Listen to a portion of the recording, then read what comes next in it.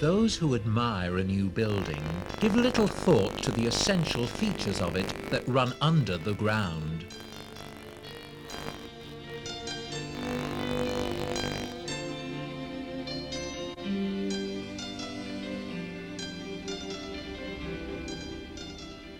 Before you can build, you have to prepare the site.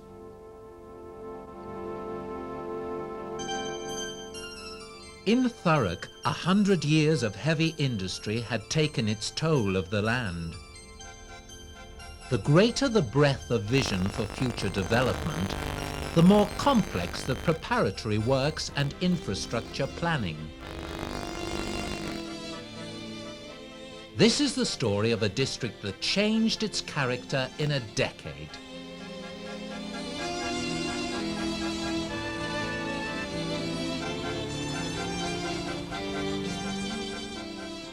The borough of Thurrock in the southwest corner of Essex.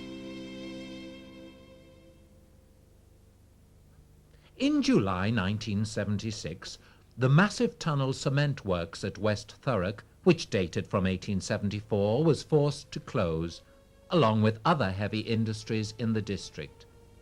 The 1973 energy crisis, which quadrupled fuel prices, had taken its toll of obsolescent plant. What does a company do with 1,000 acres of land in a severely depressed area, much of it derelict? The future tunnel estate, the abandoned chalk quarry, and the former cement works was situated alongside the Dartford Tunnel approach road, eventually to become incorporated into the M25 orbital motorway around London. Although the motorway was many years away, the strategic location of the property made it worthy of a substantial investment. On the London-Tilbury axis, with the Dartford Tunnel under the Thames leading to the Channel ports, with preliminary work starting on the motorway to the north, this was a site with a future.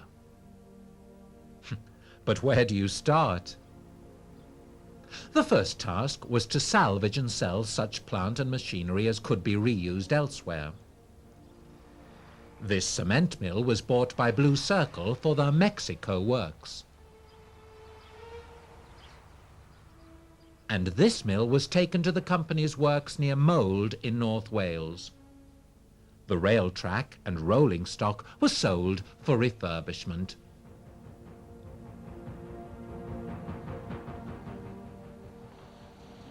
Redundant buildings and structures were demolished in phases to make room for the refurbishment of those which had some potential for letting.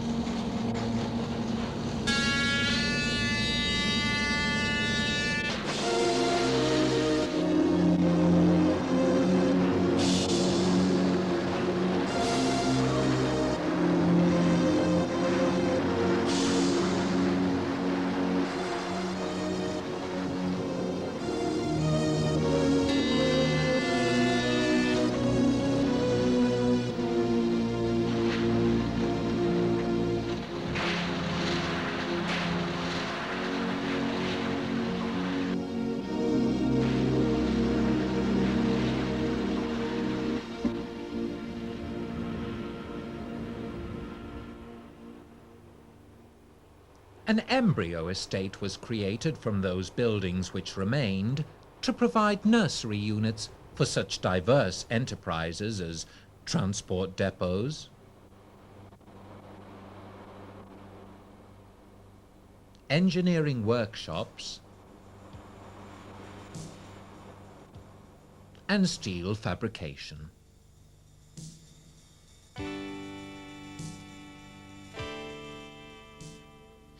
Even a cement works locomotive and road sweeper were pressed back into service. In 1980, the company had 50 tenants and a rent roll which covered its operating costs. The cement works leased a major part of its chalk quarries from the neighbouring landowners, Whitehall Securities Corporation, a subsidiary company of Pearson plc, a multinational group, better known perhaps as proprietors of Royal Doulton China, Lazard's Bank and Madame Tussauds, and of such diverse publishing groups as Penguin Books and the Financial Times. The two companies structured terms to work together with the local authorities to provide a whole new infrastructure for their adjoining lands. Together they comprised a gross area of 370 acres.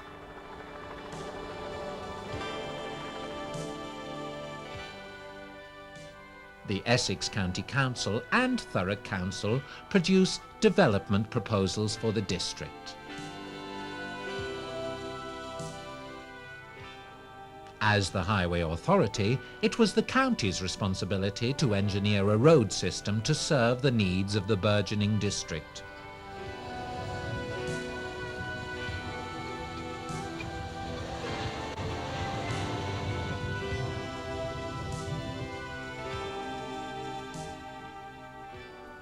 Just before Christmas 1982, the aspirations of the parties were finalised in a planning agreement signed by the landowners and the local authorities. The landowners were to provide landscaping, estate roads, sewerage and services, and the County Council joined with them in providing the main spine road. The companies were granted the planning consents they required to proceed with marketing, and work began in earnest. RTZ undertook, as part of their planning agreement, a complete scheme of landscaping, including raising the quarry floor by about 10 feet and sculpturing the chalk face around the estate. After reshaping the quarry, 15,000 saplings and shrubs were planted. The new road across the quarry was opened by the Secretary of State for the Environment, the Right Honourable Patrick Jenkin, on the 25th of September 1984. It was christened West Thurrock Way. It is 2,000 metres long and cost £3 million.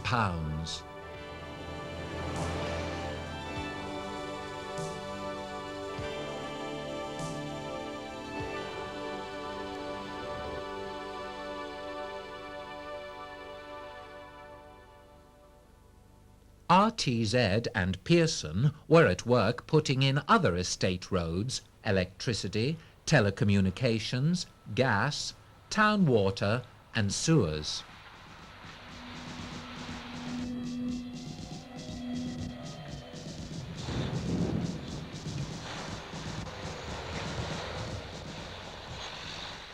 The concrete rubble from the former cement works was crushed to provide sub-base material for the estate roads.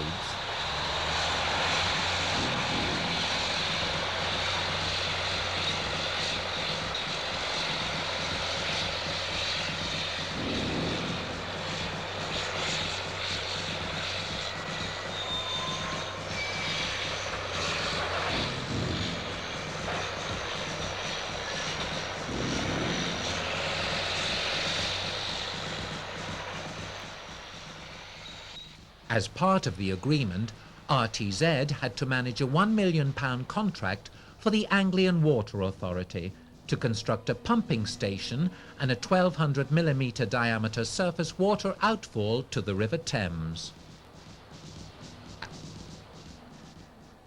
As well as serving the new estates, this pipeline forms an integral part of the district drainage system. By May 1984, RTZ had their land ready for development. To give an otherwise bare 370 acres some identity, they built a landmark in the form of a clock tower. The 110-foot-high triangular concrete structure, designed by their landscape architects to complement the planting and contouring scheme, displays the time and temperature for the benefit of all users of the M25 motorway.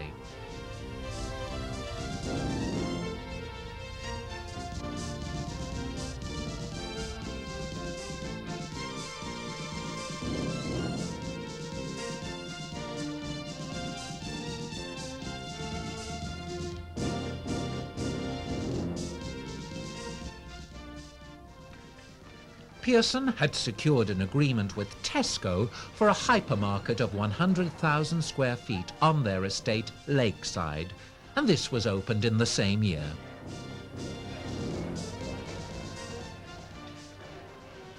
It has many facilities for shoppers, such as a children's playground, restaurant, and petrol station.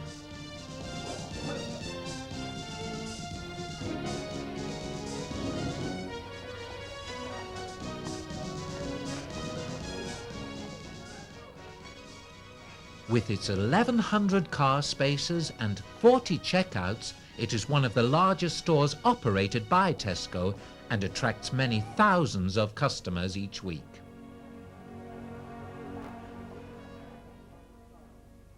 RTZ were also attracting well-known occupiers. The Automobile Association were one of their first tenants on the new estate. They built a relay depot for their nationwide breakdown service, and it was opened by the Director General of the AA. Added pleasure to be able to unveil this plaque to commemorate officially the opening of this depot. Thank you all very much for being here.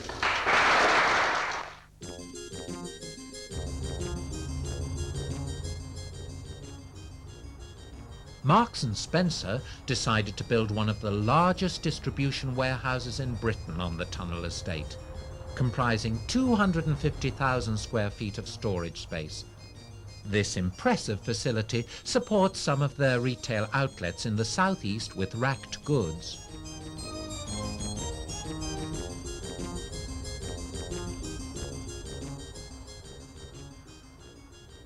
One of the industrialists to be attracted to the tunnel estate was Boral Edenhall Concrete Products.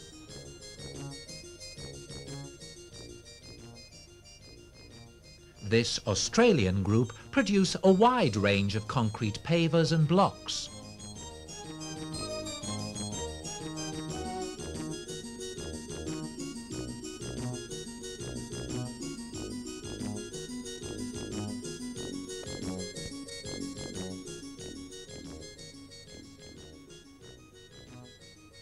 Pearson have also been successful in attracting industrialists to their Lakeside estate.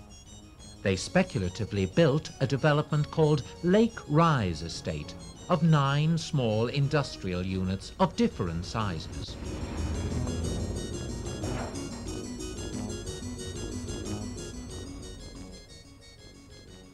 On another part of Lakeside, Pearson have built for Lancaster Garages a Mercedes commercial vehicle centre. In 1986, both companies were granted planning consent for retail warehouses. Again, planning agreements were negotiated with the borough and the county councils, whereby the landowners contributed to highway improvements. RTZ had occupiers ready to build, and within a year new retail warehouses were operating.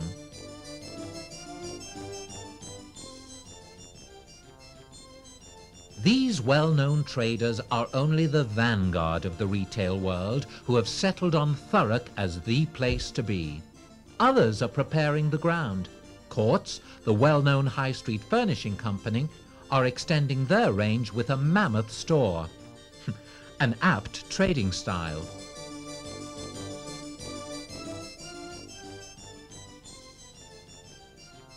Pearson are also building a retail warehouse park consisting of 10 units.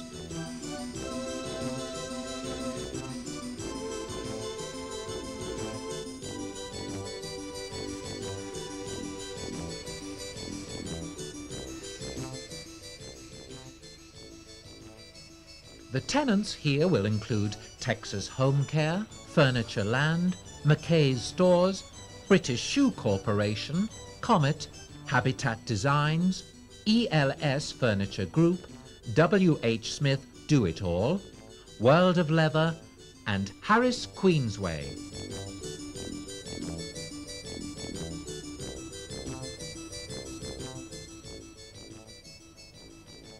In January 1987, a public inquiry was held to consider a regional shopping centre on the Lakeside estate, comprising some 1.25 million square feet and designed on the American concept of integrated shopping and leisure.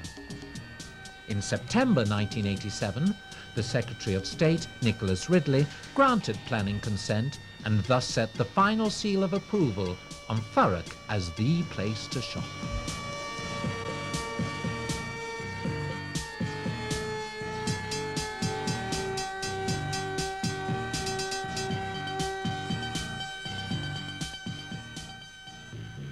Prime road connections are the key to the district's success. In 1987, the parliamentary process commenced that will safeguard the borough's future in the face of its success. Such is the impetus of development that the present tunnel crossings under the Thames will prove inadequate for the future. The government have announced plans to build a 4-lane bridge to carry the traffic on the southbound route of the M25 from Thurrock to Dartford. The Thurrock Bridge, as it is already known locally, will be the longest cable-stayed bridge in Europe. This massive redevelopment has been done by teamwork. The public sector and the landowners have shown what can be achieved by cooperation. The land of West Thurrock has been regenerated. The work opportunities have been more than restored. In 1987, the number of jobs on the total development had reached 1,500.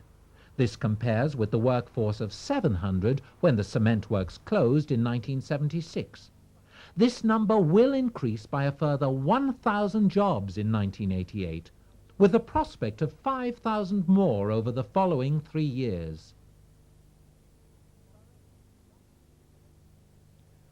Thurrock has shown that it gets things done. The groundwork is well underway.